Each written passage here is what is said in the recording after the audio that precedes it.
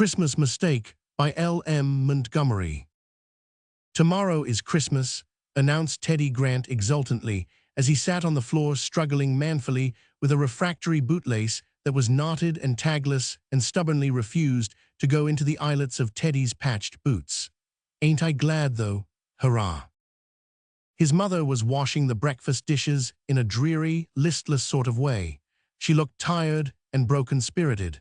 Ted's enthusiasm seemed to grate on her, for she answered sharply, "Christmas indeed. I can't see that it is anything for us to rejoice over. Other people may be glad enough, but what with winter coming on, I'd sooner it was spring than Christmas.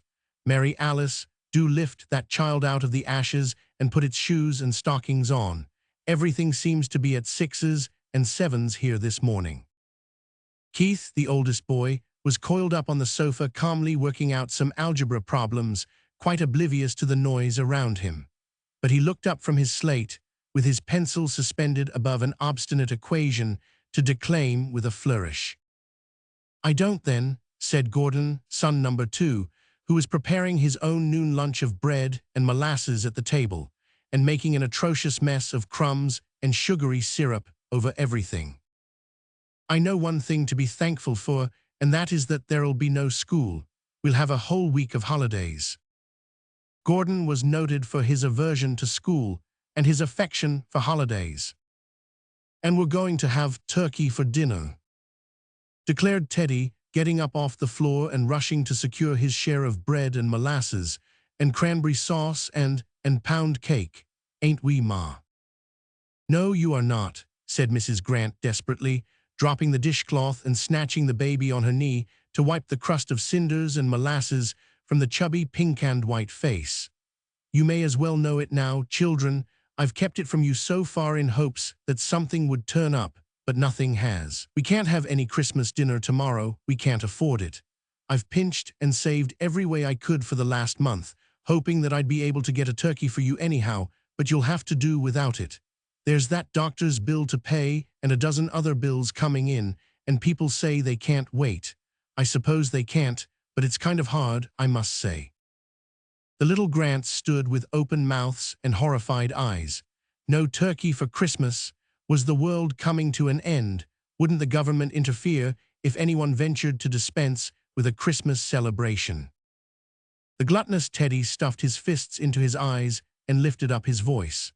Keith, who understood better than the others the look on his mother's face, took his blubbering young brother by the collar and marched him into the porch.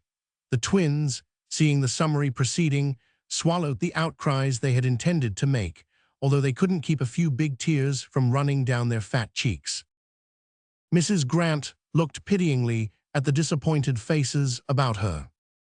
"Don't cry, children. You make me feel worse. We are not the only ones who will have to do without a Christmas turkey. We ought to be very thankful that we have anything to eat at all. I hate to disappoint you, but it can't be helped." "Never mind, Mother," said Keith, comfortingly, relaxing his hold upon the porch door, whereupon it suddenly flew open and precipitated Teddy, who had been tugging at the handle, heels over head backwards. "We know you've done your best. It's been a hard year for you. Just wait, though. I'll soon be grown up, and then you and these greedy youngsters shall feast on turkey every day of the year. Hello, Teddy, have you got on your feet again?" "Mind, sir, no more blubbering." "When I'm a man," announced Teddy with dignity, "I'd just like to see you put me in the porch. And I mean to have turkey all the time, and I won't give you any, either." "All right, you greedy small boy. Only take yourself off to school now, and let us hear no more squeaks out of you. Tramp, all of you, and give Mother a chance to get her work done." Mrs. Grant got up and fell to work at her dishes with a brighter face. "Well, we mustn't give in. Perhaps things will be better after a while.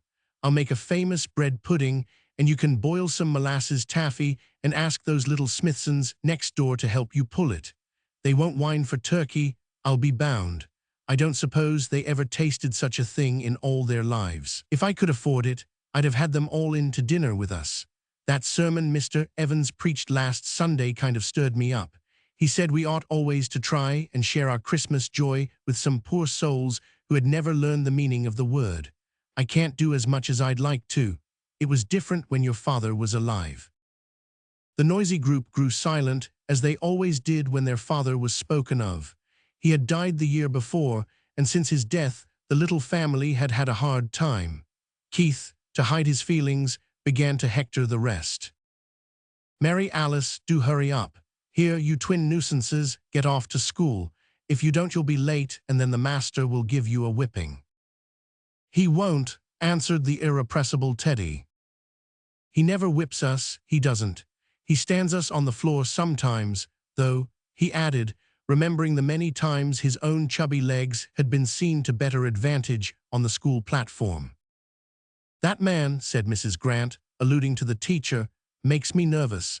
He is the most abstracted creature I ever saw in my life. It is a wonder to me he doesn't walk straight into the river some day. You'll meet him meandering along the street, gazing into vacancy, and he'll never see you nor hear a word you say half the time."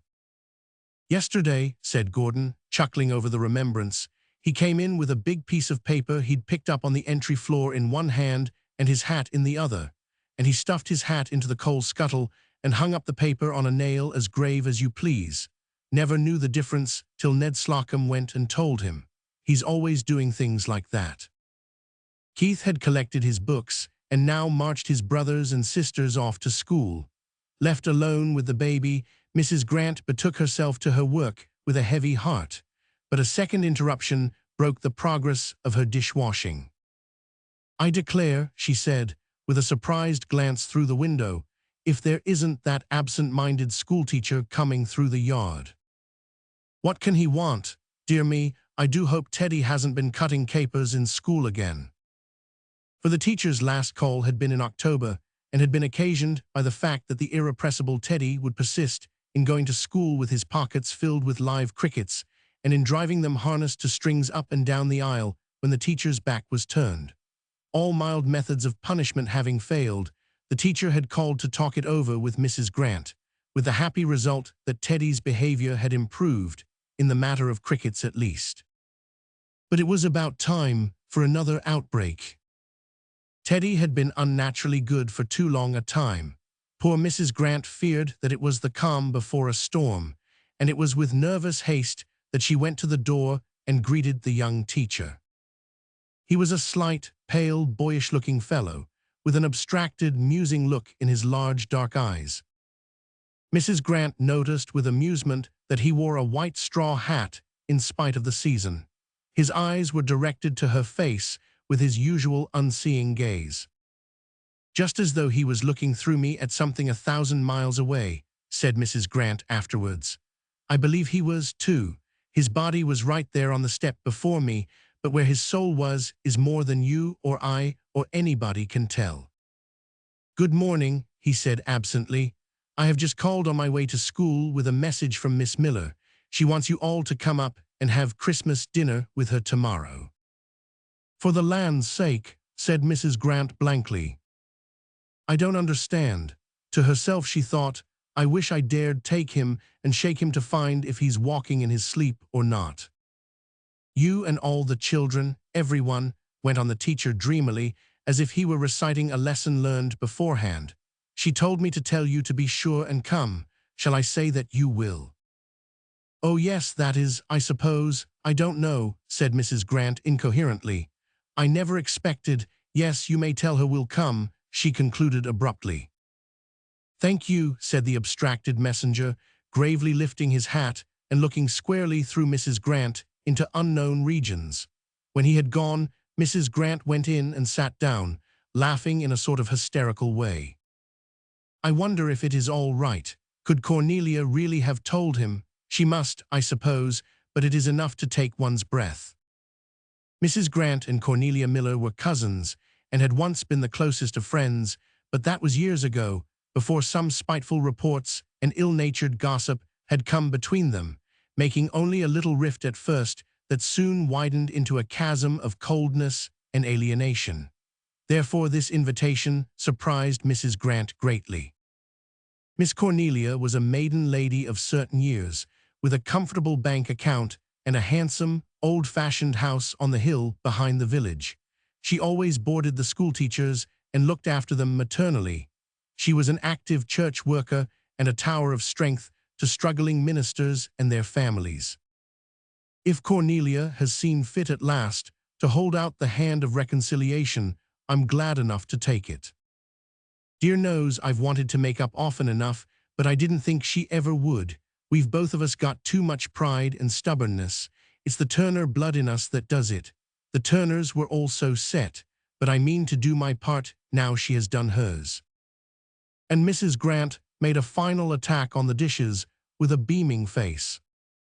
When the little Grants came home and heard the news, Teddy stood on his head to express his delight. The twins kissed each other, and Mary Alice and Gordon danced around the kitchen. Keith thought himself too big to betray any joy over a Christmas dinner, but he whistled while doing the chores until the bare welkin in the yard rang, and Teddy, in spite of unheard-of misdemeanors, was not collared off into the porch once. When the young teacher got home from school that evening, he found the yellow house full of all sorts of delectable odors.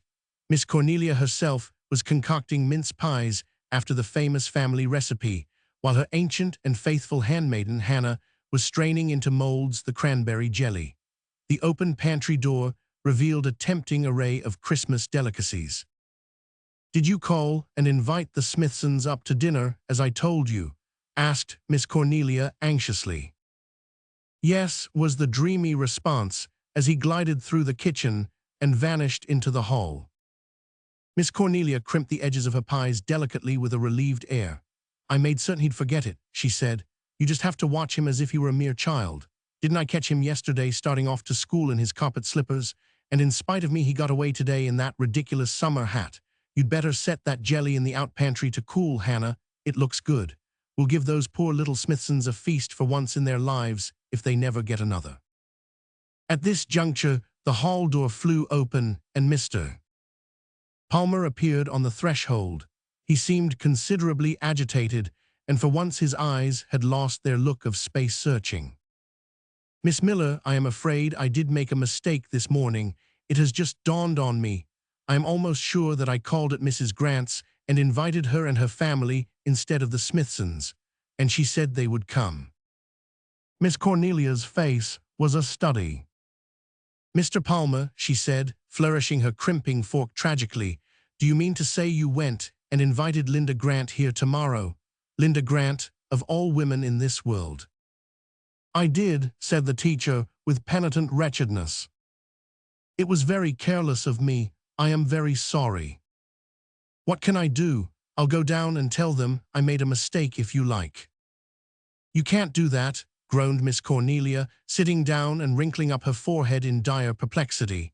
"It would never do in the world. For pity's sake, let me think for a minute."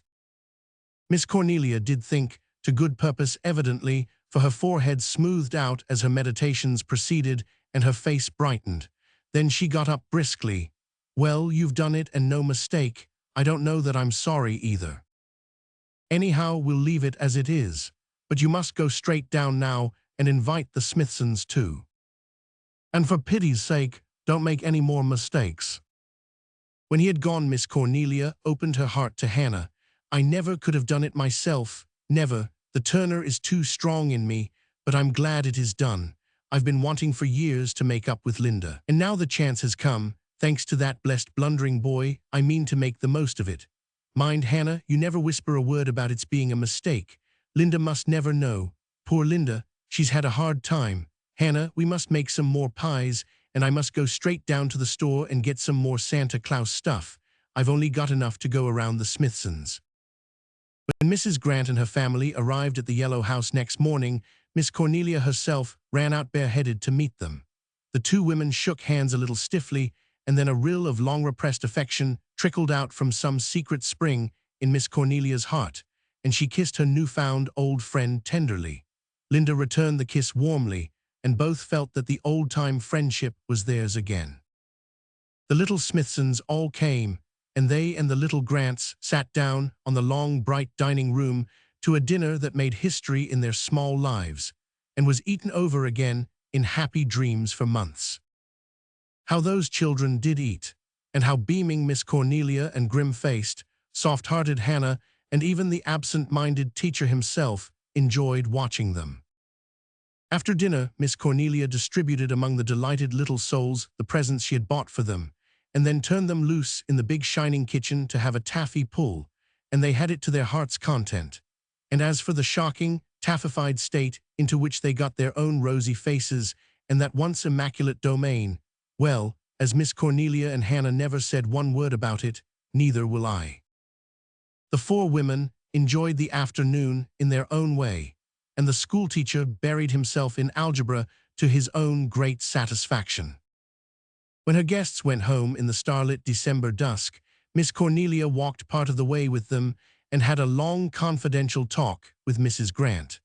When she returned, it was to find Hannah groaning in and over the kitchen and the schoolteacher dreamily trying to clean some molasses off his boots with the kitchen hairbrush.